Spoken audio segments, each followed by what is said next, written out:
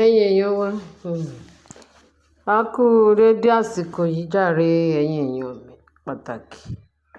Wọ́n bá ní Ashley, ó lóun fẹ́ lọ parẹ́.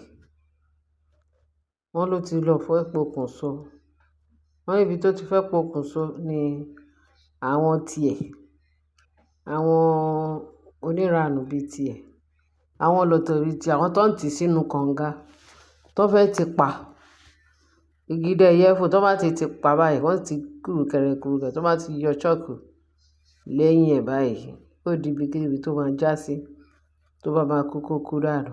Òun làwọn kan. Kò dẹ̀ mọ̀ pé àwọn ọ̀tá ẹ̀ ni àwọn náà ń tì dànù.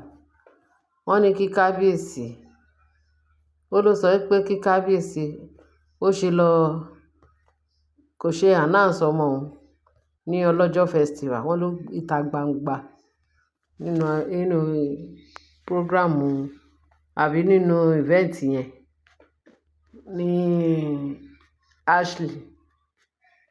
Ashley sọ pé ló ń bínú pé kábíyèsí lọ announce Tádéníkáwò àtàwọn ìbẹ́ta pé òun làwọn ọmọ tóun mọ̀ tó jẹ́ original tí Ọlọ́run fún òun ní ààfin yẹn. Òun dẹ̀ dúpẹ́ bí ìgbà téèyàn ṣèjẹ́rìí ságbára Ọlọ́run ni. Ṣé kò tọ́pẹ́ ó tọ́pẹ́ kò jọpẹ́ lọ ni. Wọ́n ní ṣe ló tún ṣèjẹ́rìí bóun tún ṣe nǹkan tóun fèsì ní ibi tí ó ti lọ ṣe prayer fún 7 days. Wọ́n ní ó ṣe gbogbo testimony yẹn. Ó tún ṣe testimony ní oríṣiríṣi gbogbo ogun tó là kọjá tó jẹ́ kí òun rí ọjọ́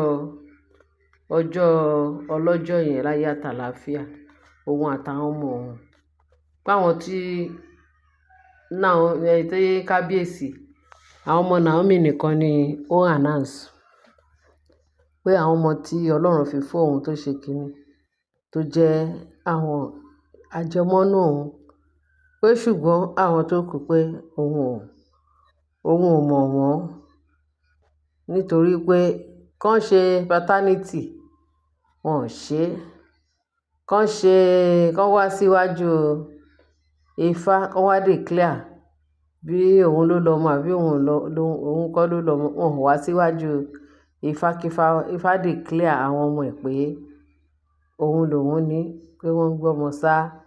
So it mean pé àti Tádéníkáwò àti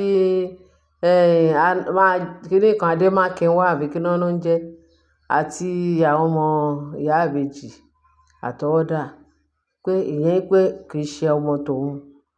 Wọ́n ní gbangba ní kábíyèsí lọ ṣe announcement yẹn. Pé kì í ṣe kékeré o.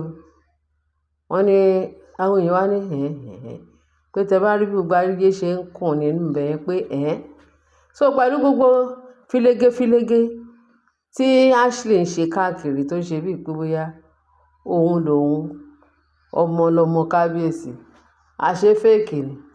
Wọ́n ní kẹ́dẹ̀ máa wò ó pé nínú ọlọ́jọ́ festival yẹn, ibi tó ti máa tí nǹkan kà lára dé, ṣe kárí mi ti pọ̀ jù nínú ayé ẹ̀. Kò dẹ̀ sí ọpọlọ kankan, kò sọ́gbọ́n. Tó bá pọ̀ ọgbọ́n wà ní, kò yẹ kó ṣe irú ẹ̀. Wọ́n ní ṣe ló tún gbé Adémákinwá àbí Adémákindé pé wọ́n ló gbé fún kábíyèsí pé kí kábíyèsí gba ọmọ ẹ̀. Ṣé wọ́n ń ṣe irú ẹ̀? Wọ́n ní kábíyèsí dẹ̀ fi ọgbọ́n àti òye àti diplomacy ó gba ọmọ yẹn gẹ́gẹ́ bá ṣe gbọ́ o. Gẹ́gẹ́ bá ṣe gbọ́ pé ṣe ló dẹ̀ gba ọmọ yẹn tó dẹ̀ bá ṣeré tó dẹ̀ gbé padà fún ẹni tó ní. Wọ́n ní wọ́n lérò pé láti lè jẹ́ kí ó fẹ́ ṣe kárí mi ká láti lè jẹ́ kí gbogbo àwọn tó wà ní event yẹn kan sọ pé lóòótọ́ ọmọ kábíyèsí ni. Lóòótọ́ ọmọ kábíyèsí ni abẹ́rẹ́. Wọ́n ò dẹ̀ mọ̀ pé kábíyèsí adákẹ́jà ni bíi t'Ọlọ́run. Wọ́n nígbà tí kábíyèsí wá denounce tó wá announce pé kì í ṣe ọmọ òun. Wọ́n ní bá Ashley ṣe fẹ́ kú nìyẹn. Ashley ti fẹ́ kú, wọ́n nílẹ̀ ìfẹ́ ìlànà kó gbé Ashley mi. Wọ́n ní ṣe Ashley dẹ̀ bínú kúrò nínú event yẹn kíákíá mọ́sámọ́sá. Wọ́n ló lóun fẹ́ lọ kú, òun fẹ́ lọ pokùnso. Kábíyèsí disgrace ẹ̀ ní gbogbo event, ní gbogbo nínú agbo táwọn èèyàn péjú pésẹ̀ tí gbogbo àwọn èèyàn jàǹkànjàǹkàn àwọn tí ò mọ iná náà nǹkan tó ń ṣẹlẹ̀ ọjọ́ yẹn pé wọ́n mọ̀ pé kábíyèsí kọ́ ló ní Tádé Mákinwá àbí Tádé Mákindé. Wọ́n lóun ló fà á o. Ashley ní òun ò fi kan pé méjì, òun máa pa ara òun dẹ̀ máa pa Adé Mákinwá bí Mákindé òun pé kò jù bẹ́ẹ̀ lọ. Wọ́n nìyẹn pọ́pẹ́lọpẹ́ àwọn tiẹ̀. Rẹ̀mú á ní kí ni àìkú ẹ̀ nǹkan kí ni ìtumọ̀ kí ni wíwà láàyè. Ó wà láàyè láti máa ba ayé jẹ́.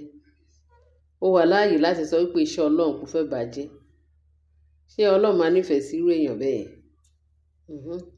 Ọlọ́run ò lè nífẹ̀ẹ́ sí tó wo ṣoṣoṣoṣoṣo pé gbogbo nǹkan tọ́lọ́run dá kò fẹ́ bàjẹ́. Ìdí ni pé òun bọ́ lọ́run jà nìyẹn. Nígbà tọ́lọ́run bá ti ń bá ẹ jà tó ń bá ẹ jà ta ló fẹ́ gbé ẹ níjà? Ìparun kọ́ nìyẹn. So òun gan dúró de ìparun torí ẹni tó mú nǹkan tó rí nǹkan Ọlọ́run tó lòun fẹ́ bàjẹ́.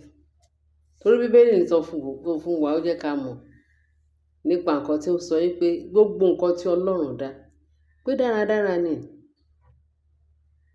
Ẹnìkan á gbójúgbóyà pé nǹkan dáadáa tọ́lọ́run ti ṣe tó ti gbé kalẹ̀ póun ṣetán, ó gbójúgbóyà póun ṣetán láti bàjẹ́. Níbo náà ti ń ṣe irú ẹ̀? Ta ló ń ṣe irú ẹ̀ rí? So kí ni ká wá sọ, kí ni ká ṣe? Ashley bó ṣe wà yẹn, bèbè ìparun ló ń múùfù lọ o.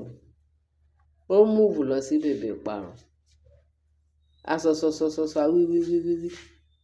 A ṣe ní párébù pé kí Ashley kó jáwọ́ nínú iṣẹ́ ẹbí. Ashley jáwọ́ nínú iṣẹ́ ẹbí. Ó ló tí o pé iṣẹ́ ẹbí yẹn lòun yàn láàyò. Òun ò ní padà lẹ́yìn Naomi. Tó bá padà lẹ́yìn Naomi. Nǹkan tójú ẹ̀ bá dé rí, ǹjẹ́ ojú á rí? Wá fara mọ́ náà. Bẹ́ẹ̀ ni, nǹkan tójú ẹ̀ bá rí wá fara mọ́. Ló bá lóun fẹ́ lọ para, fẹ́ lọ pokùnso. Òun á para òun á dẹ̀ pa ọmọ òun. Sínsì tí kábíyèsí ó gbà pé òun máa náà sọmọ pé wódì náà sọmọ òun ni. Pé gbogbo èèyàn ló fojú, gbogbo èèyàn ló fetí gbọ́. Pé ìtìjú yẹn ló fi sá kúrò ní ọlọ́jọ́ festival kó fẹ́ lọ para o. Àìpá rẹ̀ kí ló wá ṣe kù? Rí kọ́ Ọlọ́run wa, ọba àwọn ọba, adákẹ́dájọ́ ni. Ó fọwọ́ lẹ́rán pé ẹ ṣáà máa wòran ẹ rí ibi tí kọ́gùnkọ̀gùn wọn máa já sí. Ẹ̀yin èèyàn wa, ẹ má ṣòpò bá wọn jẹ. Fúnra wọn ló máa fúnra wọn lóògùn jẹ. Ẹ má ṣòpò bá wọn jà. Ojú ló pẹ́ sí àwọn èèyàn là ń kánjú. Ṣùgbọ́n níwájú Ọlọ́run, gbogbo sẹ́túmẹ̀ǹtì nǹkan tó yẹ k'Ọlọ́run ṣe, Ọlọ́run ti sẹ́tùlẹ̀. Ẹ̀yin èèyàn mi.